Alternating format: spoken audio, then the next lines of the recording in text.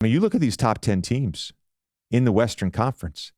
It's really hard to decipher, even when we get to the playoffs and it's 1 through 8, what's an easy series for a higher seed? And if you're in that 7 to 10 spot working to get into the play-in, and let's say Golden State doesn't move up to 6, well, Pelicans, Suns, Kings potentially, Mavs, Lakers, Warriors. I mean, these games are going to be incredibly competitive. And so it's really hard, I think, to predict how this is all going to shake out because the Lakers have played better. The Warriors have played better. The Mavs lost last night, but we're on a 7-game win streak. They look like a different team with P.J. Washington and Daniel Gafford. I've been high on the Pelicans all year. Phoenix Suns, when they are healthy, have one of the best 5-man units in the entire NBA. And the Sacramento Kings, De'Aaron Fox, back to playing at an all-NBA level. He had a great start to the season.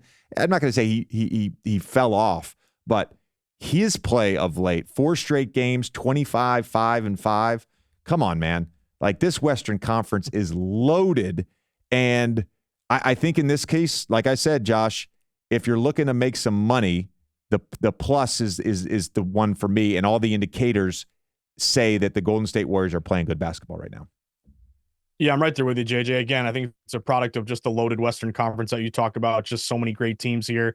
I kind of respect, obviously, the odds makers are putting a minus number in front of the no. No minus plus yes. I think there's a psychological thing toward wanting to go yes plus money, but I would lean there. Again, just the way the direction this team is playing. Now, JJ, you mentioned this loaded Western Conference. I got another question I got to ask you. We got to go to the Northwest Division in the NBA because this division here is loaded, and there are 3 teams that all are kind of slight dogs here, or kind of co-favorites to win this Northwestern Division. Now, I wanted to give you a division here that was competitive because there are others like the Clippers are minus 2,500 to win their division. Celtics are such a favorite; they're off the board, so you got a lot of minus numbers that just probably will hit but aren't bettable because they're so expensive. But here's where I think we can make some money, JJ. If you look at the current odds from the Northwest Division, Oklahoma City is the favorite at plus 135. Bet 100, win 135, get your 100 back if they cash. T-Wolves plus 175, right behind them. Then the Nuggets are plus 250. Now, Jazz, no shot here. They're plus 10,000. But we have 3 teams between plus 135 and plus 250. So I think if you can cap this one correctly, this is a money-making opportunity. Now, we do have OKC and the T-Wolves tied. The Nuggets are 1.5 games back, but 3 teams separated by 1.5 games. I mean, there's some value here if you can find the plus money. Now, OKC does have the easiest remaining schedule of all the 3 teams, but they're relatively close. 492 is their remaining schedule. 493 for Minnesota. Denver basically playing 500 teams down the stretch. But I'm looking at some offensive defensive efficiency ratings, JJ. I mean, OKC, based on the metrics, I bet a lot of college basketball. We lean on Ken Pom. Hollinger's metrics really say OKC is the best team of the 3. They're number 2 offensive efficiency, number 4 defensive. Now, Minnesota's only 17th offensive, but they have a great defense. They're number 1.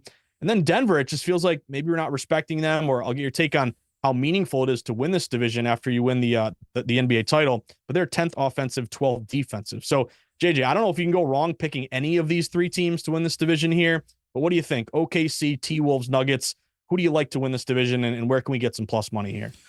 Yeah, I think you're spot on here in that there's really not anything that separates these teams when we look at some of these advanced numbers.